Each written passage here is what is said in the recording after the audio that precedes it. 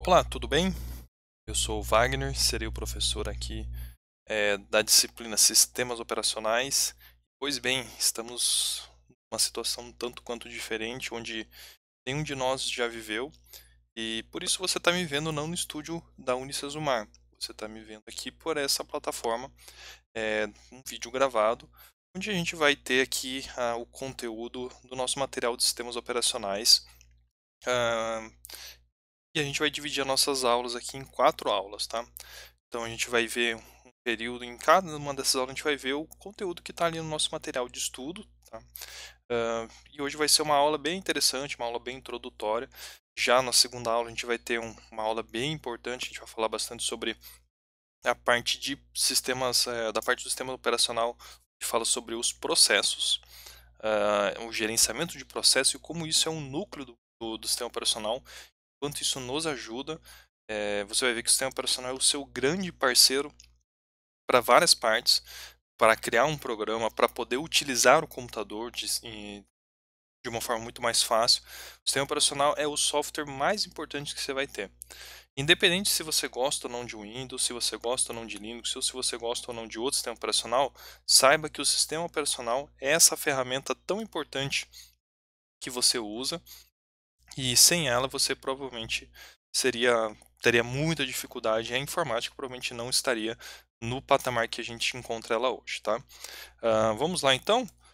Apresentando aqui, o meu nome é Wagner Mendes Voltz, sou especialista em gestão da informação pela Unify e sou formado em tecnologia da informação pela Universidade Federal do Paraná e atualmente trabalho como Agile Coach, empresa tecnologia, e ali a gente trabalha com métodos ágeis, que é uma maneira de como entregar software melhor, de uma forma mais ágil, não tão cascata, não tão complicada. Com isso, eu tenho focado um pouco mais nessa linha mais de produção, um pouco mais de entrega de produto e não tão na codificação. Mas eu gosto bastante de codificação, e sistemas operacional é uma disciplina aqui que eu gosto bastante, porque eu fui um dos autores durante um tempo do material aí que você tem em mãos, e tem um assunto bem interessante. Confesso que eu não tive as melhores aulas em sistemas operacionais durante meus estudos acadêmicos, mas o que me ajudou muito foi ler alguns materiais, ler livros que me embasaram muito. Então, a leitura da- sobre sistemas operacionais vai te ajudar a crescer bastante na área sobre esse tema, tá? Então, sistemas operacionais é uma disciplina bem importante, onde a gente vai entender a fundo como um sistema operacional trabalha.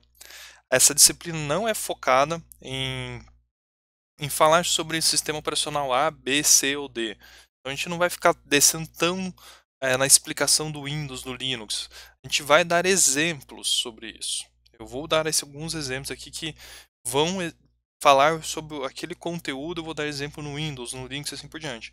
Mas qual é melhor, como utilizar, isso não compete à disciplina. Não é uma disciplina de uso do sistema operacional, e sim é uma disciplina de como um sistema operacional deve se comportar, beleza? Para isso, a gente vai ter aqui então a nossa agenda de hoje, onde a gente vai ouvir falar um pouquinho mais sobre as definições de hardware e software. Vamos avançar na introdução aos sistemas operacionais, tipos de sistemas operacionais, e vamos fechar com os principais sistemas operacionais que a gente encontra no tempo de hoje, tá? Lembrando que semana que vem, na próxima aula, você vai ter mais conteúdo de fato nas entrelinhas, lá entrando dentro do sistema operacional, como ele trabalha com processos, com gerenciamento de recursos, gerenciamento de memória, gerenciamento da entrada e saída, como tudo isso ele trabalha, você vai vendo durante o nosso conteúdo. Beleza? Preparado, aluno? Vamos lá então? Você está vendo aí uma imagem onde existe dois monitores. Se você olhar ali nesses monitores, você vai ver que existe um software rodando ali atrás, tem um sistema operacional que está permitindo que esses vários softwares estão sendo utilizados. Você está vendo ali em cima que existe um smartphone, você vai estar vendo ali que tem um teclado, um mouse, um fone de ouvido, várias coisas conectadas no computador, várias coisas conectadas à internet, e todas elas ali, no caso ali um monitor mostrando o computador pessoal conectado na internet, é que ali tem um sistema operacional, e no dispositivo móvel ali no smartphone também tem um sistema operacional. E qual que é a importância do sistema operacional nisso tudo? A gente precisa lembrar que o sistema operacional é um software que permite que qualquer um consiga utilizar de forma otimizada o hardware. E permite também que novos sistemas operacionais não, perdão, novos softwares consigam ser utilizados em cima desse sistema operacional. Sistema operacional é uma camada entre hardware e software. É uma camada muito importante, como a gente vai ver nas próximas figuras. Lembrando que hardware é tudo aquilo que você consegue pegar. São peças. Ali em cima a gente tem um mouse, a gente tem um teclado, a gente tem um fone de ouvido. Tudo isso é hardware, são maneiras que você são peças de computadores, tá? Dentro do seu gabinete existem vários hardwares, como processador, memória e tudo isso você já estudou em outras disciplinas. Isso é hardware, coisa que você pega. Já o software é aquilo que você não consegue pegar, é aquilo que você utiliza, que permite você navegar na internet, construir planilhas, digitar texto, tudo isso é software, tá? Algumas brincadeiras, o pessoal fala que o hardware é aquilo que você chuta quando dá problema e o software é aquilo que você xinga quando dá algum problema. Talvez essa seja uma definição mais tranquila para todo mundo saber como que funciona qual que é a distinção de hardware e de software, né? Beleza? Sabendo disso, agora a gente começa a avançar no conteúdo aqui de sistemas operacionais e a gente tem uma imagem que está no seu material de estudo, né? Onde a gente encontra as camadas de software. No seu material de estudo está referenciando uma fonte ali chamada Tannenbaum. O professor Andrew S. Tannenbaum é o principal autor sobre o tema sistemas operacionais. Nas próximas aulas, eu vou trazer o livro dele, vou mostrar para vocês a sugestão de material. É o principal livro, então caso você queira se aprofundar, entrar bem no fundo de como o sistema operacional trabalha, esse livro é o indicado.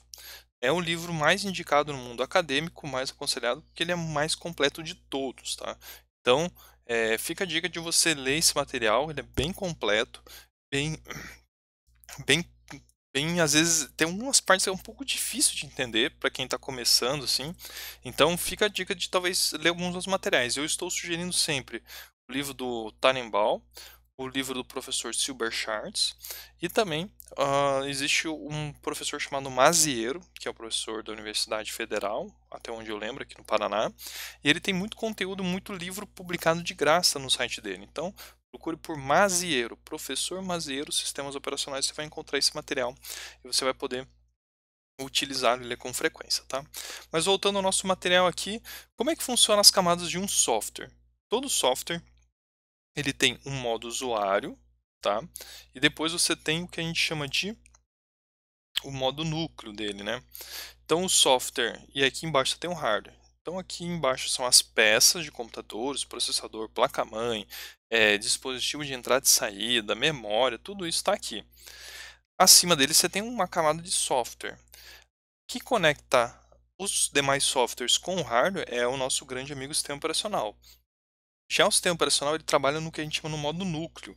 Ele está fechadinho, grudado com o hardware. Então ele tem um núcleo ali que ninguém consegue alterar e consegue manipulá-lo. Então esse é o núcleo dele. Lógico, falando por exemplo de Linux, você consegue alterar o núcleo do Linux. Já num sistema operacional fechado, pago, você não consegue fazer isso. Acima do sistema operacional você tem um programa de interface com o usuário. Tá? Então esse seria assim, puxa, ó, você tem um sistema operacional com aquela tela preta, esse seria o modo núcleo, daí o sistema operacional começa a ter uma interface com o usuário, ícones, gráficos, setinho do mouse, igual você pode estar verificando, tudo isso é uma interface com o usuário. Em cima dessa interface, aí sim, entre os diversos softwares. Aqui ele colocou um software de navegador web, que a gente poderia chamar hoje de Google Chrome, Firefox, Microsoft Edge, Microsoft Internet Explorer. Aqui seria um leitor de e-mail. Aí a gente podia falar do Mozilla Thunderbird, Outlook e vários outros. E reprodutores de música que são, por exemplo, o mais conhecido hoje é o Spotify, né? Que você consegue basicamente ouvir a música por stream, transmissão online, mas é um programa que você baixa, você consegue utilizar ele normalmente. E quais são Falamos então aqui a diferença de hardware e de software, tá? Então, são duas coisas importantes, a gente precisa separar e entender aonde entra o sistema operacional. O sistema operacional é um software, mas que atua diretamente com o hardware. E ele atua na camada núcleo, não na camada usuário, como a gente tem aqui na figura do slide anterior, né? Então, avançando aqui, quais são as funções de um sistema operacional? Muito importante você saber qual é a função para você poder de fato avançar nos estudos. Um sistema operacional ele gerencia o uso de componentes, no caso o hardware, de um computador garantindo disponibilidade do hardware e armazenamento correto dos dados. É ele quem faz todo esse gerenciamento do hardware, levando o hardware a ser usado o máximo possível, na, ou na medida correta de velocidade e guardando corretamente os dados que ele está processando. Tá?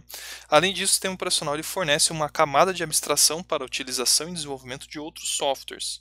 O que a gente viu ali atrás, é aquela camada que permite que outros programas sejam criados além do sistema operacional, mas todos rodam em cima do sistema operacional.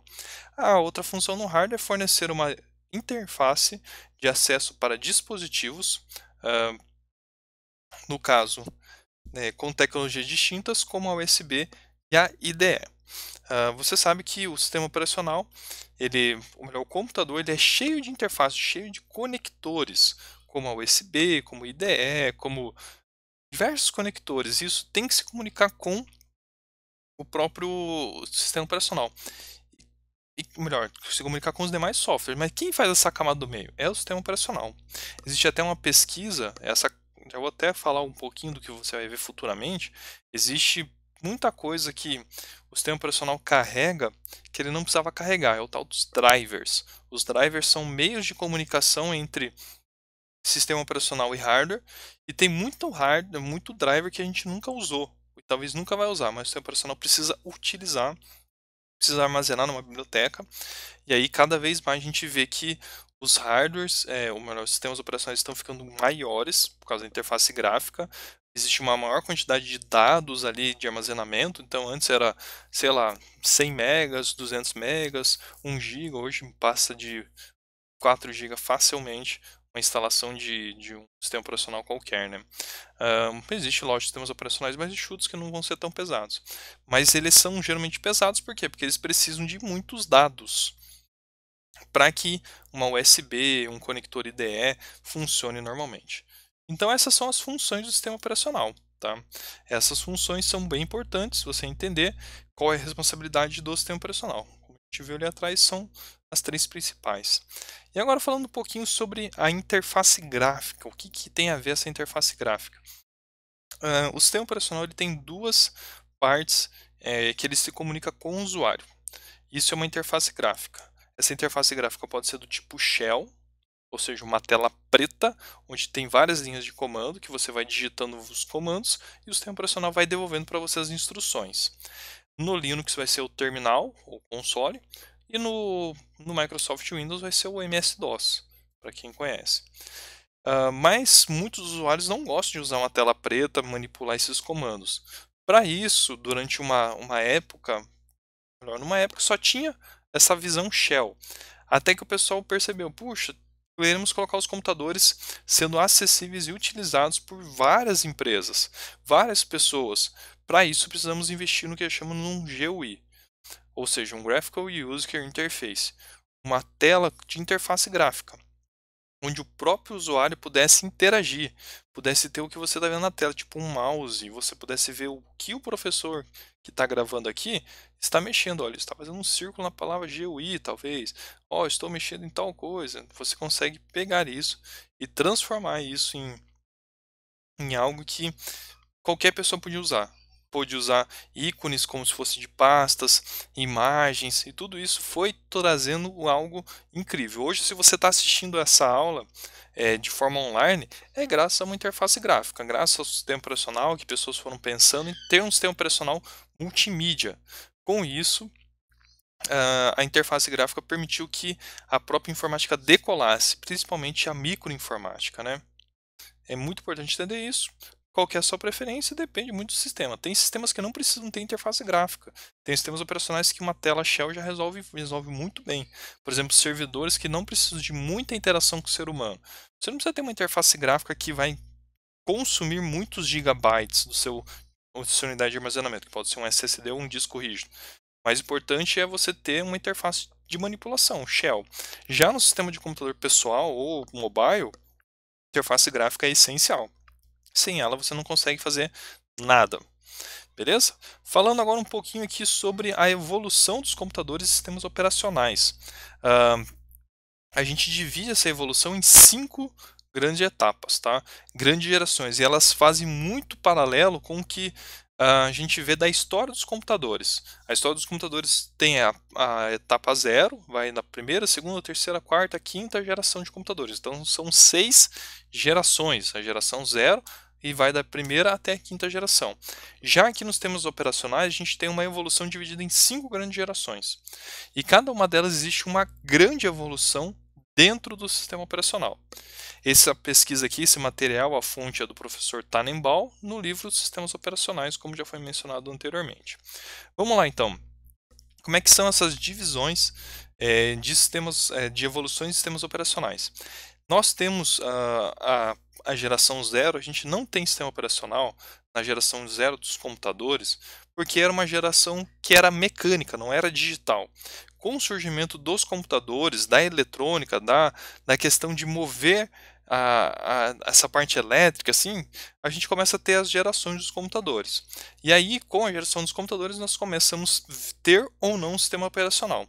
Então, na primeira geração de computadores, que vai de 45 a 1955, a gente tinha um computador chamado ENIAC, que foi o nosso primeiro computador digital, e nessa época a gente não tem sistemas operacionais. Quem eram as pessoas que faziam as conexões de um sistema operacional, de um processo, eram pessoas, geralmente mulheres. Afinal, os homens estavam na Segunda Guerra Mundial ou tinham morrido na Segunda Guerra Mundial, então a população feminina era muito maior do que a masculina. E as mulheres, muitas das vezes, eram que manipulavam, programavam os computadores de antigamente, tá? Hoje a gente vê que o mercado de TI tem poucas mulheres. Saibam, mulheres, que vocês estão assistindo lá, vocês são muito bem-vindas e podem tomar o espaço que é de vocês. Afinal, a informática não é só um clube do bolinha. Não pode ser. Nunca foi. Na verdade, existe uma ideia que é só clube do bolinha. Não. Existem muitas mulheres importantes na história dos computadores, dos sistemas operacionais também. Beleza? Então a primeira geração não tinha um sistema operacional. Já na segunda geração a gente começa a ter o quê? Ela vai de 55 a 65. A gente começa a ter computadores de grandes, aqueles chamados mainframes. Tá? E aí a gente tem os computadores o IBM 7094 e o IBM 1401. E aqui o sistema operacional que a gente chama de sistema operacional em lote, em batch. Ou seja, você põe instruções sequenciadas, ou seja, em lote, e cada uma daquelas instruções faz uma sequência de coisas. E esse trabalho é feito em batch, ou seja, por trás das coisas. Você pede para criava uma maneira de ler cartões perfurados, eu não sei qual era a informação ali na época, mas uma informação entrava no computador, vinha um sistema operacional que processava isso e armazenava, e ele colocava numa sequência, numa fila, e isso era processado um atrás do outro, ou seja, um processamento em batch, em lote, tá? Então, sistemas operacionais que começam a aparecer na segunda geração dos computadores, começam a haver ideias onde a gente tinha uma linguagem de programação chamada Fortran, e aqui o FMS como um monitor de sistema, então o Fortran Monitor System, e o IBSys, ambos eram desenvolvidos pela IBM para rodar em computadores como o 7094. Então aqui, sistemas operacionais que existiam na época, FMS e IBSys. Ambos eram usados no grande mainframe chamado 7094. Aqui já temos os nossos dois primeiros sistemas operacionais identificados, conhecidos e trazendo uma coisa nova aí que antes era bem complicado. Na primeira geração dos computadores, quando você precisava escrever algo, algum programa, executar algum cálculo, era muito complicado, porque todo o trabalho é manual. Já na segunda geração, você já tem os tais sistemas operacionais que eram softwares que grudavam no hardware e geravam o máximo de informações possíveis e poder de processamento possível para esses computadores da segunda geração. Partindo para a terceira geração dos computadores, a gente começa a ter algo chamado a multiprogramação. O que é isso? Você olhava o processador e conseguia reduzir a ociosidade dele. O processador ele só faz uma única atividade por vez. Eu sei que às vezes você está olhando assim e fala, mas eu estou assistindo um vídeo aqui, tem várias coisas piscando aqui, estou chegando várias notificações aqui em outras abas do navegador, então quer dizer que aquilo está fazendo mais de uma coisa ao mesmo tempo. Existe hoje os processadores eles têm mais de um núcleo, ou seja, um núcleo de processamento. Então aí de fato você consegue ter paralelismo no processamento. Mas imagine que até um tempo atrás o processador era um núcleo só, e não havia como ele processar outras coisas. Então ele fazia uma instrução por vez, esperava uma coisa que chegava, tinha que esperar, liberava esse processamento para voltar a fazer. E isso era algo difícil de lidar. E nos computadores da segunda geração, era algo que você tinha um desperdício do poder de processamento. Você às vezes pegava uma informação e tinha que levar até a memória RAM, o sistema operacional tirava do processador, levava para a memória RAM, e enquanto está escrevendo na memória RAM, não podia usar o processador ficava ocioso. Com a técnica da multiprogramação, você começa a reduzir isso. Você consegue liberou o processador e mandou para a memória, já entra outra coisa no processador enquanto está salvando a memória. Então você tem multiprogramação. Ele não vai executar duas coisas ao mesmo tempo. Ele vai fazer em milésimos de segundos várias trocas de processamento que você vai ver na próxima aula. E isso ele vai conseguindo dar uma vazão de processamento para cada um dos itens, tá?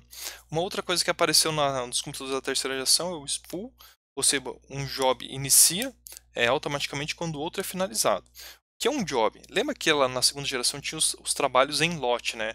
Ou seja, entra uma informação, ele processa e depois sai.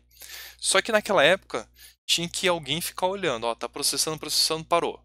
Coloca uma nova informação.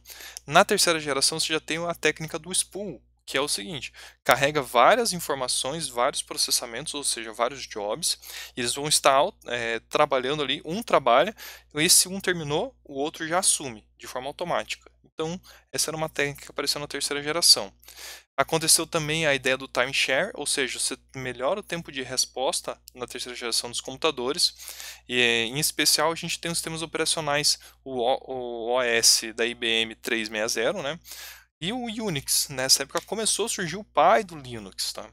Então ali surgiu o Unix e o IBM OS 360, tá? Beleza? O time sharing, talvez eu não tenha explicado tão profundo, mas é a técnica de você olhar algo e falar o seguinte: qual é o caminho mais rápido para fazer aquilo? É o caminho A, então faz o A. Eu acho que não é o A, é o B. Então quem que faz esses cálculos de melhora de tempo de resposta? É o sistema operacional, tá? Então, nos computadores da terceira geração apareceu a multiprogramação, o spool, time sharing, e os dois modelos aí exemplos são IBM OS 360 e Unix. Já na quarta geração, que é algo que até hoje a gente desfruta, são os computadores pessoais. Surgiu, até a terceira geração era muito computador na visão Shell, tela preta, comandos, e aí na década de 1980 apareceu quem? A Apple e a Microsoft brigando por a inovação, por prover um sistema operacional onde qualquer um poderia utilizar com interface gráfica. A Microsoft foi muito mais eficiente nessa batalha, não que os computadores da Apple sejam ruins, mas a estratégia de negócio da Microsoft foi muito mais eficiente, ela dominou o grande mercado.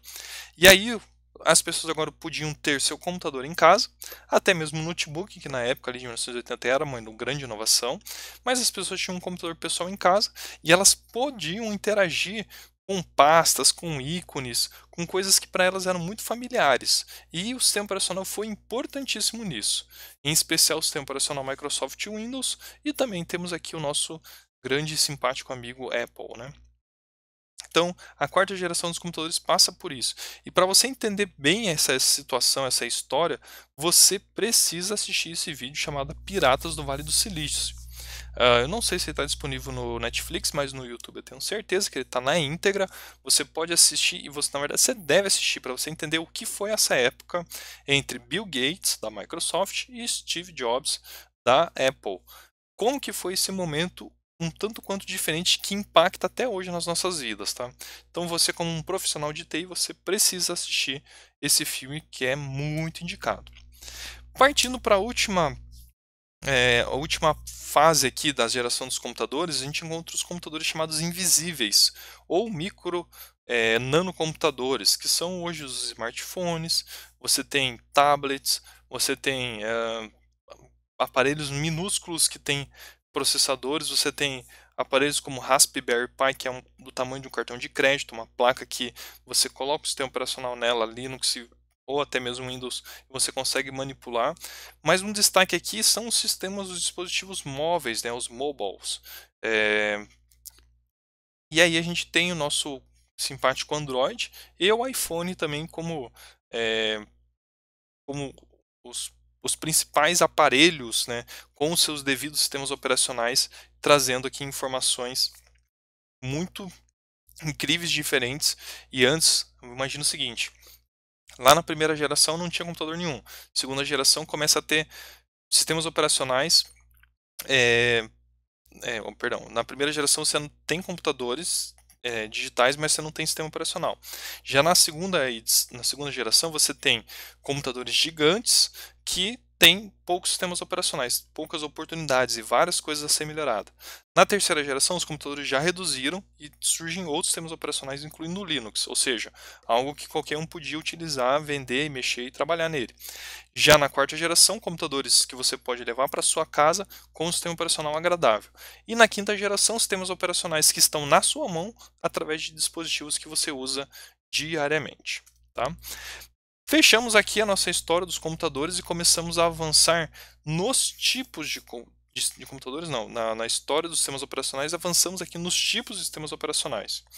E aqui a gente tem 9 categorias. O que eu falei ali era a categoria das gerações dos computadores e quando os sistemas operacionais entraram em cada um deles. Aqui são as categorias que a gente encontra até hoje dos sistemas operacionais. E essa categoria vem do livro do Tannenbaum também, e ele explica que existem 9 categorias. Dessas 9 categorias, a gente vai falar algumas delas, tá? Algumas um pouco mais aprofundadas, outras nem tanto. Mas segundo o professor Tannenbaum, existem 9 categorias. Uma delas é a de sistemas operacionais de computadores de grande porte, que são aqueles mainframes lá da segunda, da terceira geração dos computadores. Atualmente a gente tem o IBM OS 390, que até hoje é mantido e funciona muito bem para esse tipo de computadores mainframes. Não vale a pena você pensar, agora tudo é Windows, Linux, vou pôr sistemas operacionais do mainframe. Cuidado! O mainframe é um computador que aguenta muito processamento de uma forma muito diferente, então precisa de um sistema operacional específico para ele. Uma ideia aqui é o IBM OS 390, né? Já uma outra categoria são os sistemas operacionais de servidores, ou seja, você vai ter o antigo Sun Solaris, hoje só chamado Solaris, você vai ter o FreeBSD, você vai ter o Linux e o Windows Server. O que é um sistema operacional de servidor? E o que diferencia ele de um sistema operacional da sua casa? Basicamente, o Windows Server ele tem uma boa diferença do Windows que você tem na sua casa. O Windows Server e qualquer um desses sistemas operacionais de servidores, eles têm a responsabilidade de pegar alguma informação e trabalhar. E na verdade eles vão receber muitas informações, muitas requisições. O trabalho no sistema operacional de servidor é gerenciar essa quantidade grande de requisições. Enquanto você está no seu computador de casa fazendo uma requisição só você, um servidor ele recebe zilhões, milhares, milhões de conexões diárias querendo recurso de poder de processamento ou de achar algum dado. Por isso você precisa de um sistema operacional diferenciado e que atue fortemente em servidores. Geralmente esses sistemas operacionais de servidores eles têm poucas interfaces gráficas robustas, pois o importante ali é a disponibilização do serviço num servidor, ou seja, um serviço de impressão, serviço de internet, serviço de e-mail. Tudo isso é uma máquina com o sistema operacional rodando. Por isso que tem uma categoria específica para ele. Existe uma outra categoria que hoje ela tem caído em desuso, a ideia dos sistemas operacionais de multiprocessadores. Até um tempo atrás, a gente tinha que, para você ter poder de processamento em paralelo, a gente tinha que colocar vários processadores numa placa-mãe específica. Hoje, cada processador já tem vários microprocessadores dentro dele, ou seja, vários núcleos de poder de processamento. Ou seja, com uma placa de processador você tem praticamente 4 processadores rodando ao mesmo tempo. Então, aos poucos, esses sistemas operacionais de multiprocessadores foram desaparecendo, tá? Mas ainda existe um ou outro. Mas qual que é a diferença deles? Eles conseguiam trabalhar melhor com o gerenciamento de processo. Em vez de trabalhar com um processo, eles trabalhavam com vários processos. Dando sequência aqui, a gente tem os sistemas operacionais de computadores pessoais, que a gente já falou ali, Windows, Microsoft Windows, Linux, você vai ter os da Apple, são todos sistemas operacionais bons, tem as suas particularidades, mas tem muita coisa semelhante, tá? Então não vou me aprofundar aqui, afinal eu quero mostrar um pouco mais, falar um pouco mais dos novos, né, daqueles que você talvez não conheça. Sistemas operacionais de computadores portáteis é uma outra categoria de sistema operacional, e aí a gente tem Android, os iOS que rodam no iPhone, né? Então são dois tipos, os mais conhecidos, né? Sistemas operacionais embarcados. O que é um embarcado? Embarcados são peças ou computadores pequenos que estão instalados em coisas que podem ser ou não comuns à sua casa. Então, por exemplo, assim, eu tenho um DVD na minha casa. Beleza. Esse DVD, às vezes, ele pode ter um sistema operacional embarcado nele. E aquele sistema operacional embarcado permite que você entre ali dentro e programe, tá? Existem algumas naturezas de sistemas operacionais, como o QNX e o VxWorks, que são exemplos de sistemas operacionais embarcados. Um sistema operacional embarcado não pode de maneira alguma ser pesado para o embarcado. Ou seja, quando eu falo pesado é usar muitos mega, alguns gigabytes de dados. De maneira alguma, ele não pode ser pesado. Às vezes mega tem que ser pouco mesmo. Afinal, aquelas placas, os embarcados, eles não têm muito poder de armazenamento de processamento. Então precisa de um sistema operacional bem enxuto, bem redondo, e aí a gente tem o QNX e o VxWorks como bons exemplos. Tá? Já o sistema operacional de nós de sensores é algo um tanto quanto diferente.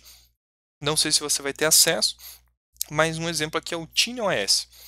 Mas afinal, o que é um sistema operacional de nós de sensores? Imagine que você está floresta amazônica e querendo controlar as queimadas na floresta amazônica. O que você faz? Você cria, sei lá, cria postes de comunicação e nesses postes você tem sensores que vão monitorar se a árvore está sendo derrubada, se tem algum bicho passando, se tem pessoas passando. E essa rede de sensores precisa que um sistema operacional gerencie tudo isso. E quem que vai gerenciar isso? Um sistema operacional simples, mas muito eficiente, do tipo nó de sensores, como o TinyOS se faz. Tá? Então, isso é uma rede de nó de sensores. Pense que você tem vários sensores e eles estão se comunicando e se autogerenciando. Partindo para os outros dois tipos de sistemas operacionais, a gente tem um sistema operacional em tempo real, que um deles é o ECOS. O que é um sistema operacional de tempo real? Imagine que você é um controlador de tráfego aéreo. Você está lá olhando todos os movimentos de aviões que estão passando no mundo ou então na sua região. Você está lá, você precisa saber em tempo real a atualização, o andamento, como que estão cada um dos passos. Para isso, tem um sistema operacional que precisa de muita disponibilidade. E o ECOS é um deles. Talvez um software para ser usado em bolsa de valores. Hoje a bolsa de valores ela usa Linux de forma bem tranquila e já atende essa questão de ser em tempo real. Mas até um tempo atrás precisava ter um específico, e aqui a gente tem um ECOS. E sistema operacional em tempo real é uma das categorias que o Tannenbaum definiu, lembrando que são 9, né? E aí, partindo para a última categorização, a ideia de sistemas operacionais de cartões inteligentes, ou seja, com um smart card. Você provavelmente tem um celular, um smartphone, e dentro dele tem um cartão chamado SIM, S-I-M-M. Aquilo é um chip. Aquele cartão, ele tem conectores metálicos, que são a ideia do smart card, esses cartões inteligentes. Dentro desse smart card você tem um sistema operacional rodando ali dentro, que talvez seja uma máquina virtual Java, talvez seja algum outro. Mas todo mundo que tem um cartão de crédito, então que tem um smart card, tem um micro sistema operacional. Se você conseguir quebrar e fazer a leitura, quebrar, por exemplo, o cartão e pegar esse chip, ou então fazer a leitura, tirar o seu SIM card, fazer uma leitura através de algum meio para um computador pessoal, você vai ver que ele tem alguns arquivos que são esses sistemas operacionais. Ah, Existem maneiras de você usar aqui a linguagem de programação Java para acessar o seu SIM card e fazer vários bloqueios e desbloqueios do cartão de memória, tá? Não só o cartão de memória, mas o SIM card, aquele que você usa para telefonar. Lógico que não é aconselhável fazer isso, porque se der algum problema, você perde o teu número e vai ter que justificar para a empresa operadora e só vai te dar dor de cabeça. Então faça com calma, só se tiver muita ciência, veja vários materiais e tutoriais que podem te ajudar, mas vá com calma. Beleza? Então, falando um pouquinho aqui, a gente falou então ali dos tipos das gerações dos computadores, dos tipos de sistemas operacionais. Lá na geração dos computadores a gente falou onde entrava cada um dos sistemas operacionais. E agora a gente fala aqui um pouquinho sobre os sistemas operacionais pessoais. Microsoft Windows, criado já numa boa época aí, da década de 80 para cá, decolou quando apareceu a interface gráfica. Antes, basicamente, ela estava tentando fazer um sistema operacional e comprou o DOS de uma outra empresa e transformou ele no MS-DOS, DOS, que é aquela parte tela preta, uma parte do shell. E aqui a gente teve a evolução do sistema operacional Windows. Eu, particularmente, mexi no Windows desde o 3.11, daí eu fui passando o Windows 95, que foi um grande marco, depois o 98 foi incrivelmente poderoso. Teve o Windows ME que foi muito ruim. Aí teve o Windows XP que foi maravilhoso, em especial o Service Pack 2. Aí depois vem os Windows 7, Windows 8, 9, estamos no 10, eu acho que ainda está no 10. Não sei como que está hoje, tenho usado bem pouco. E a Microsoft sempre foi a líder de mercado nisso, né? Hoje a Microsoft já não foca tanto na venda do sistema operacional Windows. Ela percebeu que vender um software, um produto de caixinha, dá dinheiro, mas dá muito mais dinheiro vender serviço. Então hoje a Microsoft é uma empresa que entrega serviço e não mais produto. Ela entrega os dois, mas ela foca muito mais no serviço. Então, por exemplo, eu estou apresentando os slides aqui do Microsoft PowerPoint na nuvem. Não estou usando o sistema operacional, é um software PowerPoint, porque eu estou gravando essa aula dentro do sistema operacional Linux. Mas eu estou usando um PowerPoint na nuvem. E isso permite com que a empresa cresça. O Microsoft Office é muito poderoso, o Excel é muito poderoso, e deixá-lo ele como desktop, algo local instalável, era muito perigoso. Então, a Microsoft hoje vende mais licenças para ser usado na nuvem do que provavelmente o uso interno. A Microsoft é uma empresa que cresceu muito com sistemas operacionais, se tornou uma dominadora do ramo de TI com essa venda, mas ela viu que seus negócios foram caindo com a medida do tempo que as pessoas estavam buscando muito mais soluções e não sistemas operacionais. E hoje a Microsoft ela é uma empresa de serviço, de soluções, não só de sistemas operacionais, como muitos acreditam. Na linha aí dos sistemas operacionais mais conhecidos, a gente tem esse pinguinzinho que representa o nosso grande amigo Linux. O nome desse pinguim é Tux, TUX.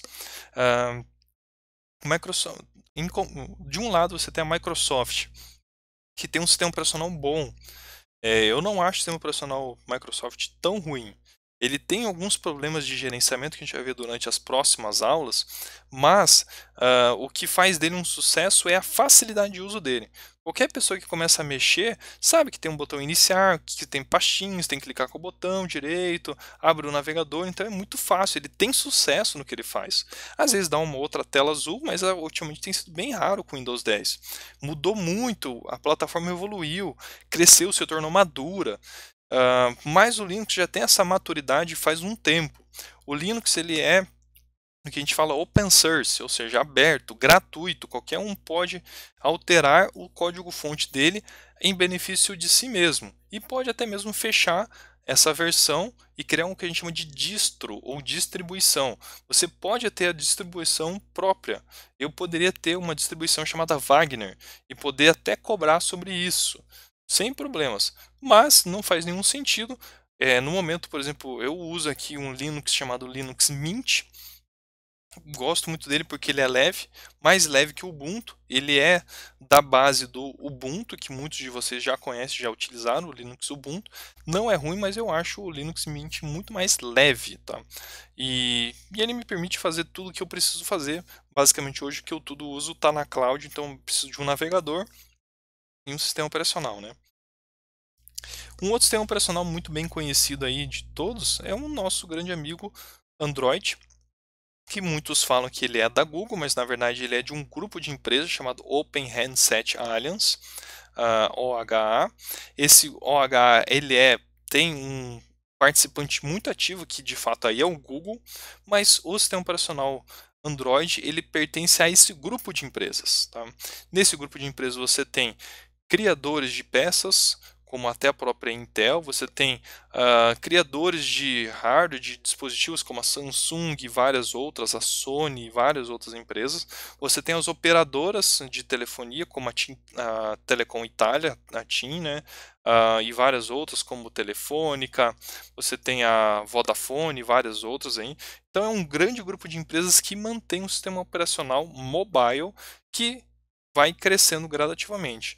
Lógico que a Google é a principal acionista, é a que manda mais ali no negócio. E ela mantém e evolui a plataforma, mas nada impede que uma dessas outras empresas pegue isso e faça uma versão própria para uso e feche comercialmente. Para quem tem sistemas operacionais Android, você vai perceber que na Samsung o sistema operacional Android é de um jeito, já no Motorola é totalmente diferente. Também diferente do Redmi lá, da Xiaomi, que hoje tem crescido bastante o uso. Mas todos são sistemas operacionais com o seu cerne, o seu núcleo baseado em Android. E o núcleo do Android é Linux. Então, assim, o Android ele é baseado em Linux. Só para fechar esse tema na parte mobile. Nós também temos o iOS, que é o sistema operacional desenvolvido pela Apple, que roda somente em sistemas operacionais iPhone, não, perdão, nos dispositivos iPhones ou tablets, que são os iPads, né? Muito bom, muito competente. Quem faz um comparativo assim entre iPhone e Android, se você já usar um ou outro, você vai ver que o iPhone ele é muito mais intuitivo do que o Android. O Android melhorou muito nas últimas versões para cá.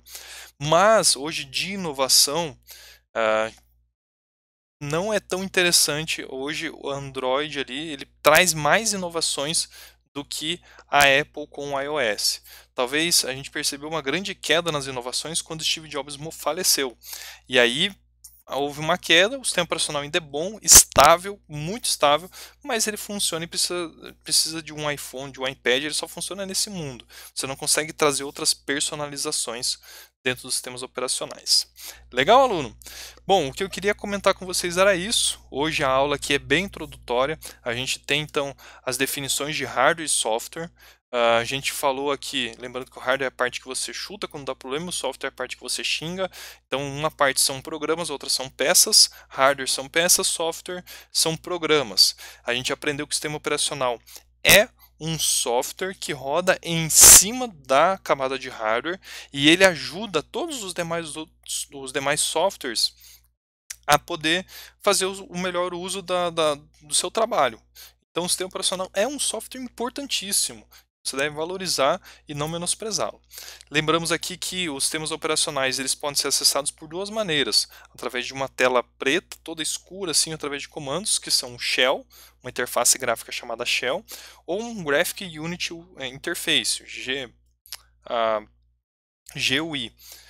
O que isso quer dizer? São as telas com ícones, com pastas, com tudo que você consegue manipular. Você vai ter o mouse, vai ter várias informações bem interessantes. Depois a gente viu os tipos de sistemas operacionais, tá?